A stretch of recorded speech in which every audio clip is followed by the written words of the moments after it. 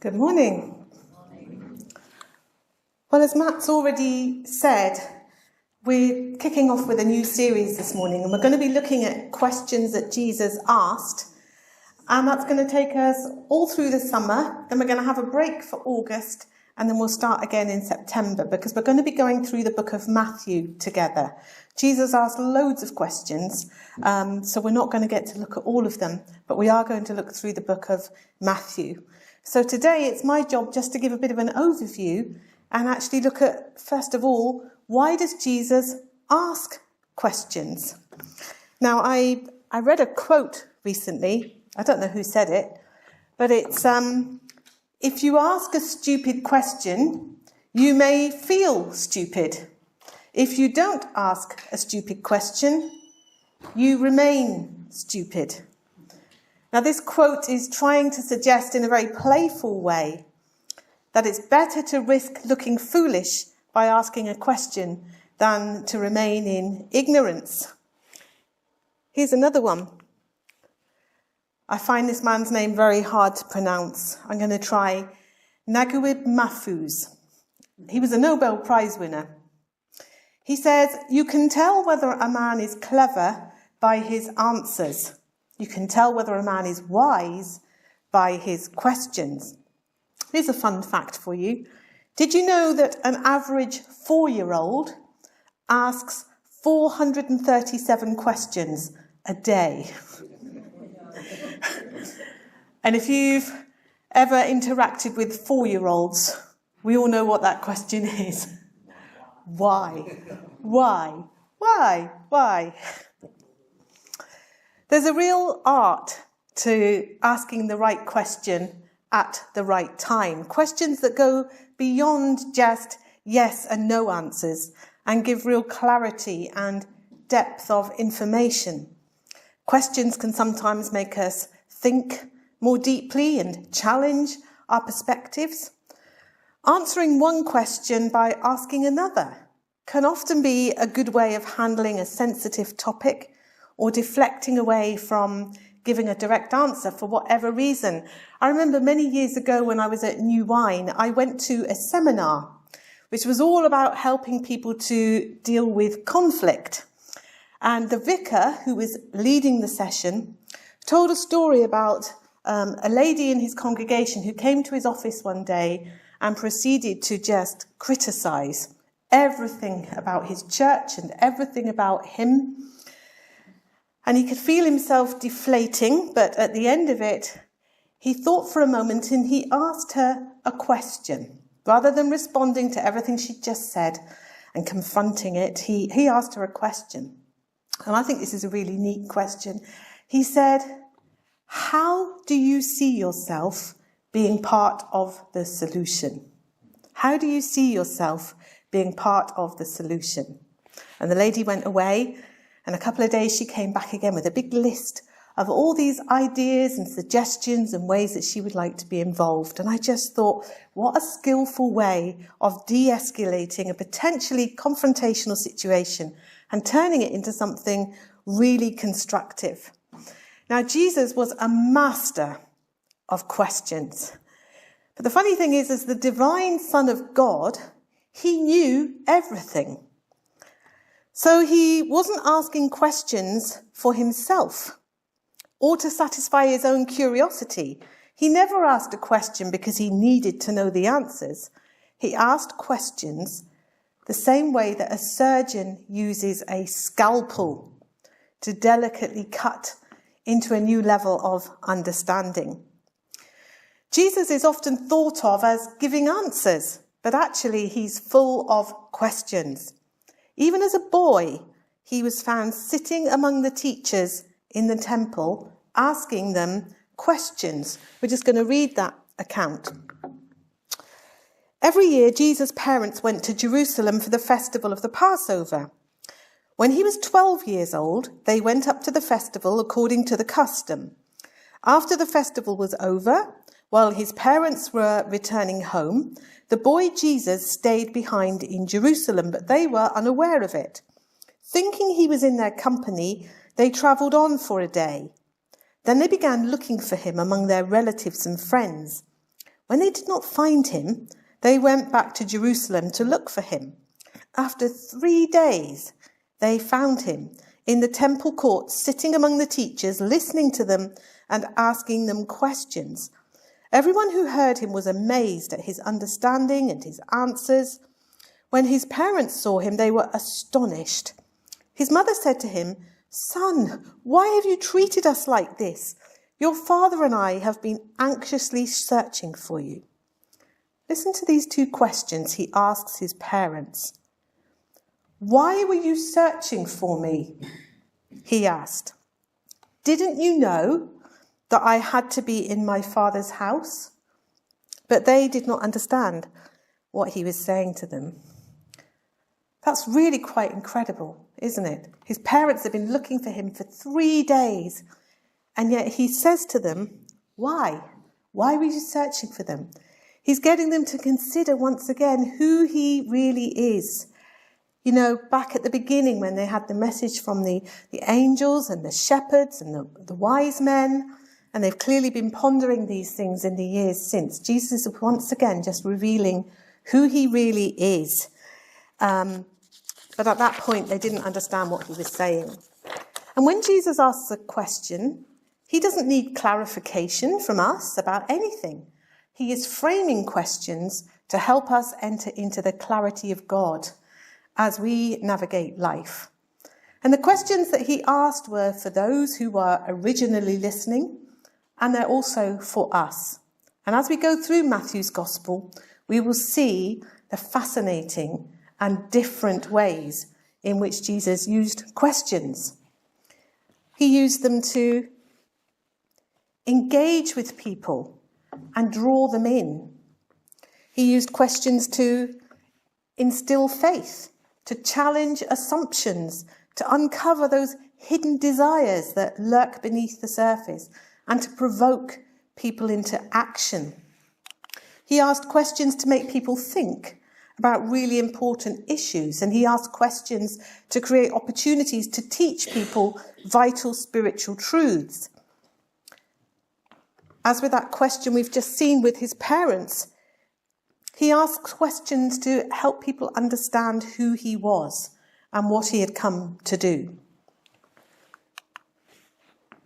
He uses questions to counter-question those blunt attacks by the religious authorities and use them as an opportunity to teach.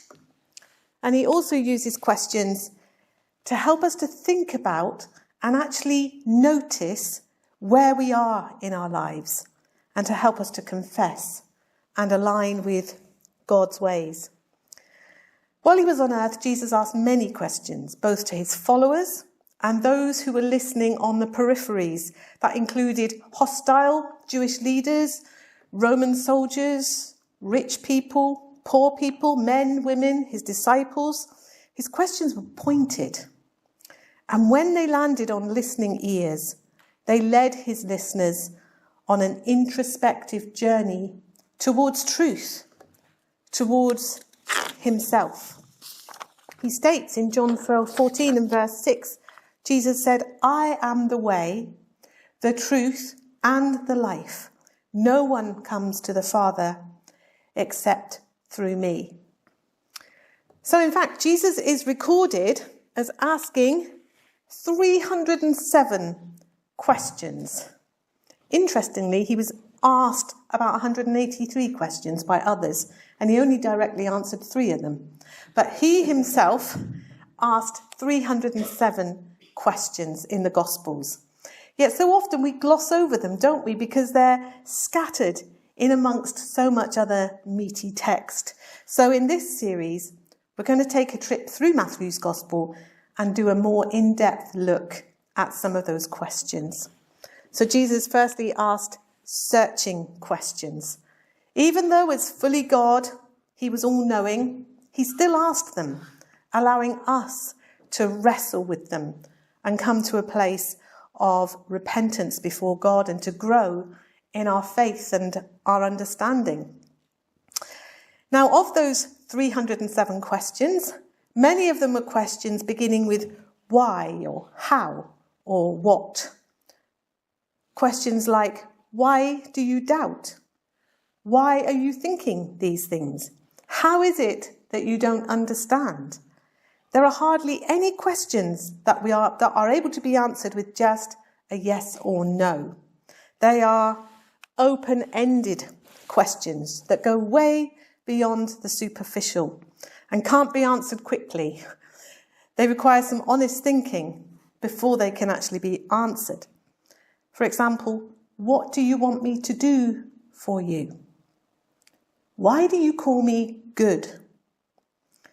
Answering questions like that requires time, and Jesus always had time for people. Asking open-ended questions of people requires that we aren't in a hurry and that we're genuinely interested in their answers. If we're honest, our busy lives don't often allow us to engage with people by asking deep, open-ended questions. And yet Jesus, who had the most critical responsibility and job to do ever, spent time going deep with people through genuine interest in their responses.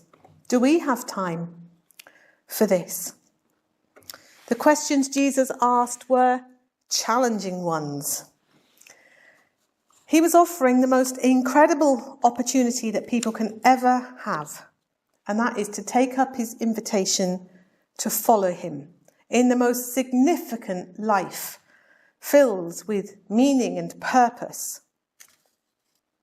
Now, anything of significance comes with significant challenges and requires a substantial cost, and following Jesus is no exception.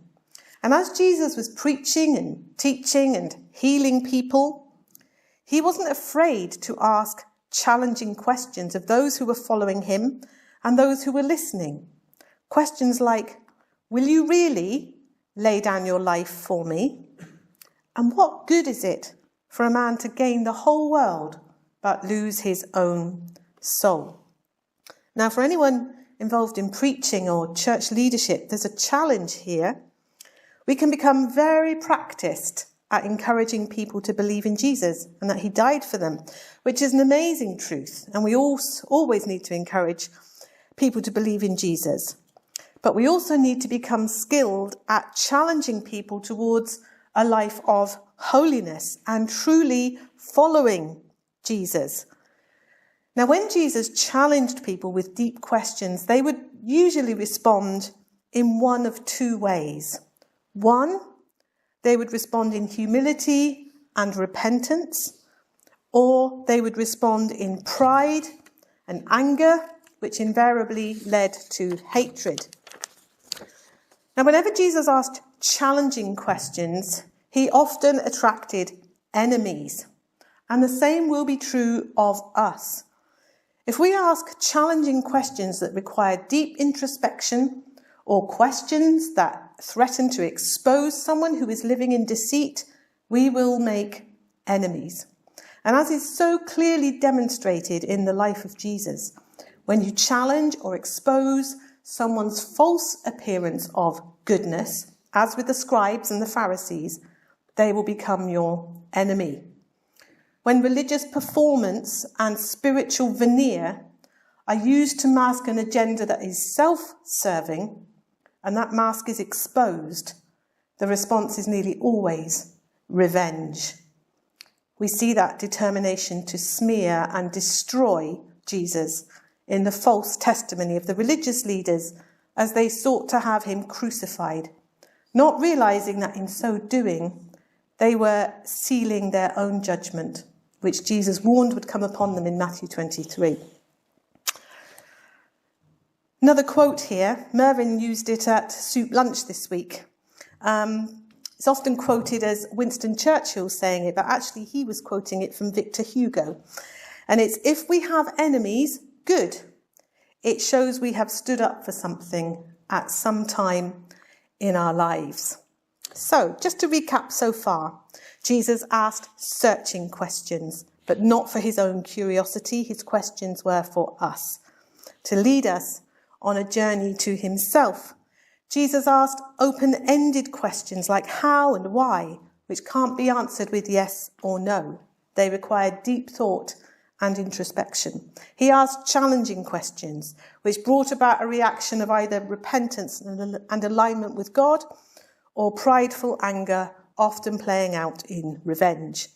Now, interestingly, Jesus never really asked questions that had an emphasis on when. We ask lots of when questions. Who can remember as a child being on a long car journey, repeatedly asking that famous question, when? When are we going to get there? When will we be there? When will we be nearly there? And we ask when questions all the time because we're focused on the timing of things. Very fuzzy picture here, but we're thinking about when questions being all about time.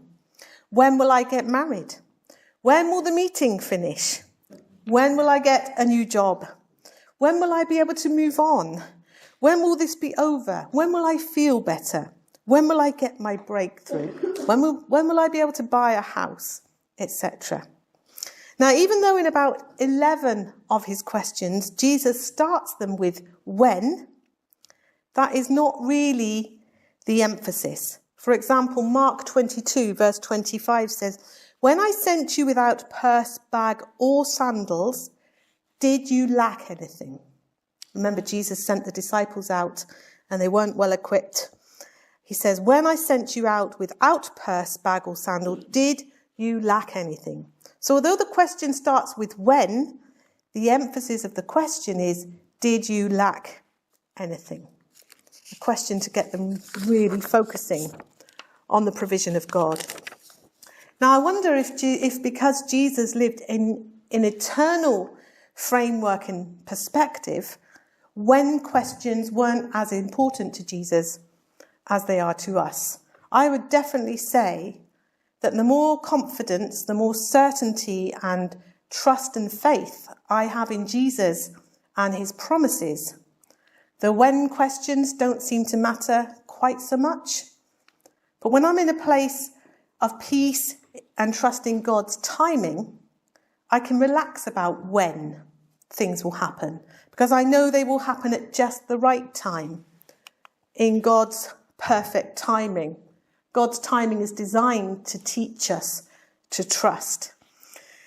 Now, when I take my focus off trusting in his timing, then those questions asking when come right to the fore once again and can leave me exhausted trying to work out the answers to those questions. And if I'm really honest, I've been feeling quite drained recently, trying to work out answers to some when questions that are really important to me.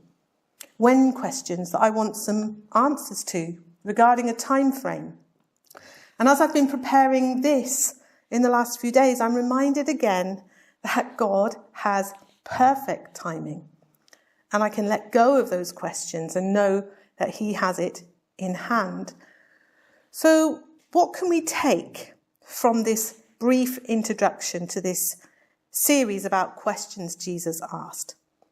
Well, sometimes we can be guilty as Christians of putting lots of energy into trying to answer questions that people around us are not asking. And we can remain deaf to what is going on around us. We might be so eager to explain some spiritual issue to someone that we might miss the fact that they're desperately asking a different question. How can I get my child off drugs? How can I save my marriage? All kinds of desperate questions that people are asking. And as Jesus asks questions, he is acutely aware of what is going on around him, what's going on in people's lives and what their needs are. And his questions confer dignity onto people. They initiate conversation and they lead people to a deeper knowledge of God and the world around them and other people and themselves. And through the right questions, Jesus opens up the possibility of a new and fresh hope and way of living for those who have eyes to see. And if we are to be authentic disciples of Jesus, asking questions seems like an important practice for us to develop. And before we can ask appropriate and meaningful questions that are crafted by relevance to the people around us, we have to develop the art of being good listeners. Jesus was an incredibly good listener, and a good listener asks good questions. I found a few quotes to finish off with. I can't see them because they're behind me, so how about some of you just pick up a couple of those and read them out to us? There's a lot of difference between listening and hearing. Listening is an art that requires attention over talent, spirit over ego, others over self. A good listener doesn't fill the silence chatting. Make the conversation about themselves. Try and top the speaker's story. Little bits of wisdom that don't apply. Insert their own conclusions, wisdom and ideas until asked. Good listener doesn't get uncomfortable with the emotions of the speaker. Thank you. Some really thought-provoking ones there. And so I'm going to finish today by asking a final question. It's very apt, isn't it, that on a talk about why does Jesus ask questions, we finish with a question that Jesus asked. But I've not taken it from Matthew, I've taken it from Luke, so we don't steal anyone's thunder a little bit further in the series. And it's from Luke 6, and Jesus has just given the Sermon on the Mount. He's been talking to all the crowds about what following God looks like in the way that we live our lives. Then he goes on to say, sort of clarify what he's been saying by saying, a good tree doesn't produce bad fruit, and a bad tree can't produce good fruit. And then he proceeds to ask this question, so, why do you call me Lord, Lord, and do not do the things which I say? Not going to comment on that, just going to leave that with us. A very powerful question that we can take into the week with us. A question from Jesus. Why do you call me Lord, Lord, and do not do the things that I say? Thank you.